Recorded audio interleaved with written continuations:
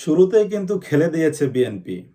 তারা আজকে সংবিধান সংস্কার পরিষদের সদস্য হিসেবে কিন্তু তারা শপথ নেয়নি। তারা একমাত্র শপথ নিয়েছে সংসদ সদস্য হিসাবে। আর জামাতের সদস্যরা কিন্তু দুটি শপথ নিয়েছেন।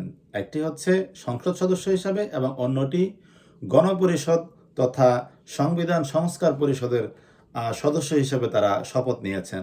যদিও জুলাই সনদ অনুযায়ী দুটি শপথ নেয়ারই আজকে কথা ছিল, কিন্তু বিএনপি তারা বলে দিয়েছে যে এই সংবিধান সংস্কারের পরিষদের সদস্য হিসাবে এই বিষয়টা কিন্তু আমাদের যে সংবিধান রয়েছে সেই সংবিধানের কোথাও নেই। যদি এটি করতে হয় পরবর্তীতে সংসদে আইন পাশ করে সংসদ সদস্যদের মাধ্যমে সেখানে করা যেতে পারে। তো তারা সেখানে কিন্তু আজকে স্বাক্ষরও করেনি বা সেখানে তারা আজকে শপথও নেয়নি। এখন কিন্তু একটা বিষয় এটা অনেকটা ক্লিয়ার। এখন বর্তমান যে সরকার রয়েছে সেটি কিন্তু সংবিধান অনুযায়ী অনেকটা হয়নি।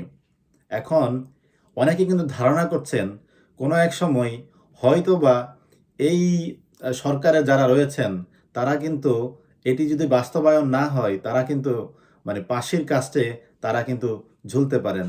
আর অপরদিকে জামাত এবং তাদের জোটের সদস্যরা কিন্তু বলে ফেলছেন যে বিএনপি জুলাই সনদের সাথে গাদ্দারি করেছে। তারা এই শপথ কিন্তু না নিয়েই মানে জুলাই আন্দোলনের যে চেতনা, এই চেতনার সাথে মানে তারা আম গাদ্দারি করেছে বলে আমরা দেখতে পেয়েছি। তো খেলা কিন্তু শুরু কিন্তু এখন থেকে হয়ে গেছে। আমরা জানি না আসলে মানে এটার শেষ কোথায় গিয়ে দাঁড়ায়।